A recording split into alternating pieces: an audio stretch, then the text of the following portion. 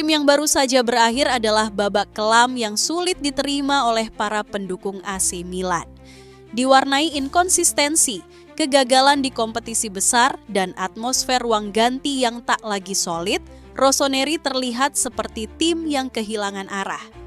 Padahal, ekspektasi di awal musim begitu tinggi, Milan diharapkan tampil sebagai pesaing utama Scudetto dan melangkah jauh di Eropa.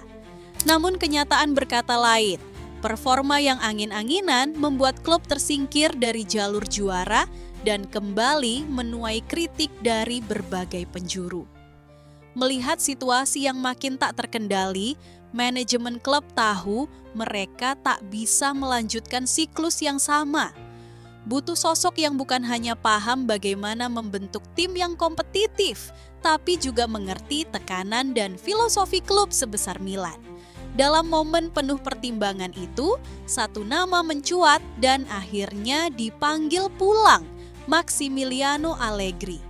Pria yang dulu pernah membawa Milan ke tangga juara Serie A, kini dipercaya untuk menyusun ulang pondasi yang mulai rapuh. Kembalinya Allegri sebagai bentuk kepercayaan pada pengalaman, kedewasaan memimpin, dan sejarah walaupun bukan keyakinan mutlak. Milan tahu bahwa menebus musim yang mengecewakan tak cukup hanya dengan bursa transfer atau wacana ambisius. Mereka butuh figur yang bisa mengembalikan mental pemenang. Allegri datang dengan segala bebannya dan juga pertanyaan mampu atau tidak. Sebelum lanjut, jangan lupa like, subscribe, dan nyalakan loncengnya dulu ya. Massimiliano Allegri bukan sekadar nama besar yang kembali mengisi ruang pelatih di Milanello. Ia adalah pelatih keempat yang menduduki kursi panas AC Milan hanya dalam waktu 12 bulan terakhir. Sebuah gambaran jelas dari ketidakstabilan manajerial yang justru bertolak belakang dengan citra klub yang selama ini mengusung prinsip kehati-hatian finansial dan pembangunan berkelanjutan. Dalam dunia yang penuh dengan kalkulasi dan rencana jangka panjang, Milan justru terlihat seperti tim yang terus mencoba menambal kapal bocor tanpa tahu kemana arah berlayarnya. Kembalinya Allegri tentu bukan bagian dari skenario ideal Giorgio Furlani dan jajaran manajemen. Ini adalah langkah yang seolah diambil karena kehabisan pilihan, bukan karena keyakinan mutlak. Dan bukannya membawa jawaban, keputusan ini justru membuka lebih banyak pertanyaan. Allegri akan segera berusia 58 tahun dan kini ia datang ke Milan yang sangat berbeda dari tim yang pernah ia bawa meraih Scudetto pada 2010-2011. Dulu ia punya Thiago Silva, Nesta, dan Ibrahimovic di masa emasnya.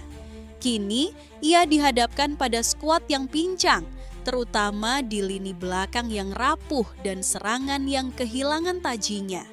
Allegri bukan pelatih yang datang dengan janji sepak bola indah. Ia adalah seorang pragmatis sejati, membangun tim dari pertahanan yang solid dan keseimbangan permainan. Ia bukan seniman taktik, melainkan arsitek kestabilan. Tapi, ironi terbesar terletak di sini. AC Milan justru sedang bersiap melepas salah satu kreator terbaik mereka, Tijani Reinders, tanpa pengganti yang jelas. Mengharapkan Allegri menciptakan keajaiban dari materi seadanya mungkin terlalu naif. Meski konon dijanjikan bonus jika berhasil membawa Milan finish di 4 besar, target itu justru terdengar mengecilkan ambisi klub sebesar Rossoneri. Tanpa kompetisi Eropa musim depan, tidak membidik Scudetto adalah bentuk penurunan standar yang tak bisa diabaikan.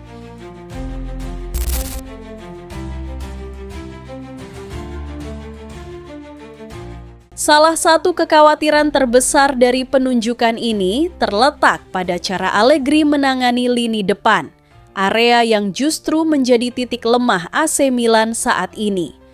Pengalaman di Juventus menjadi contoh yang tak bisa diabaikan. Dusan Vlahovic, striker muda penuh potensi dengan harga selangit 70 juta euro, justru mengalami penurunan tajam di bawah kendali Allegri.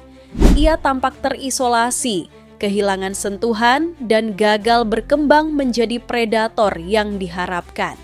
Bagi Milan yang sedang mencari solusi di sektor penyerangan, ini menjadi alarm yang nyaring.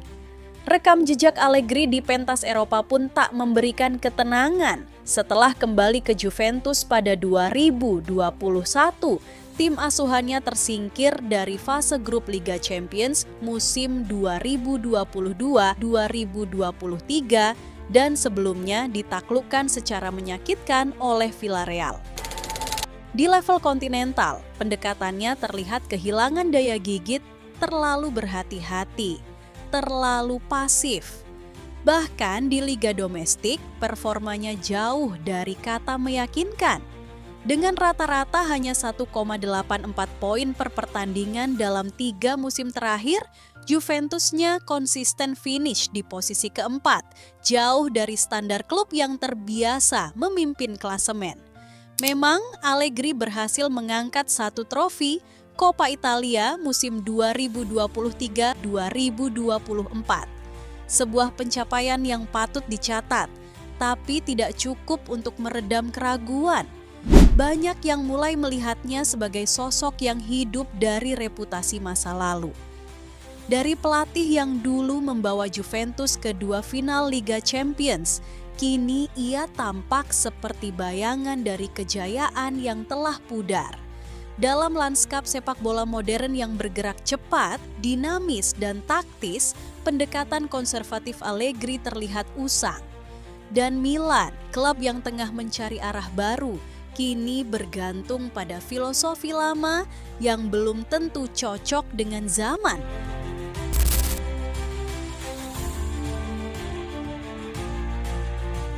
Bagi AC Milan, penunjukan Massimiliano Allegri bukan tampak seperti lompatan progresif ke depan, melainkan langkah mundur yang disengaja demi mencari kestabilan yang hilang. Dalam atmosfer yang mulai jenuh oleh eksperimen dan kegagalan, klub akhirnya memilih untuk kembali ke sesuatu yang familiar. Allegri mungkin bukan simbol inovasi, tapi dia membawa 2 hal yang sangat dibutuhkan Milan saat ini. Pengalaman dan prediktabilitas. 2 hal yang gagal diberikan oleh pendahulunya yang datang dengan reputasi internasional, tapi tak sanggup menjinakkan kerasnya lanskap Serie A. Sergio Conceição, mantan pelatih Porto, datang dengan ekspektasi sebagai otak taktik modern, tapi justru berakhir menjadi bayangan kusam dari nama-nama besar seperti Conte dan Mourinho. Ia kesulitan beradaptasi, tak hanya secara teknis, tetapi juga secara emosional. Di bawah kepemimpinannya, Milan tampil seperti tim yang tak punya arah. Hanya mengandalkan struktur pertahanan dan serangan balik yang tak terencana, permainan Milan kehilangan kreativitas dan daya ledak. Hasilnya jelas, hanya 1,71 poin per pertandingan, kegagalan di Liga Champions melawan Feyenoord, dan kekalahan di final Coppa Italia dari Bologna, ironisnya hanya beberapa hari setelah mereka membantai tim yang sama. Dalam konteks ini, langkah cepat Milan untuk menunjuk Allegri bisa dipahami. Ditambah dengan kehadiran Iglitare sebagai direktur olahraga, klub ingin memastikan bahwa musim depan dibangun di atas fondasi yang kuat.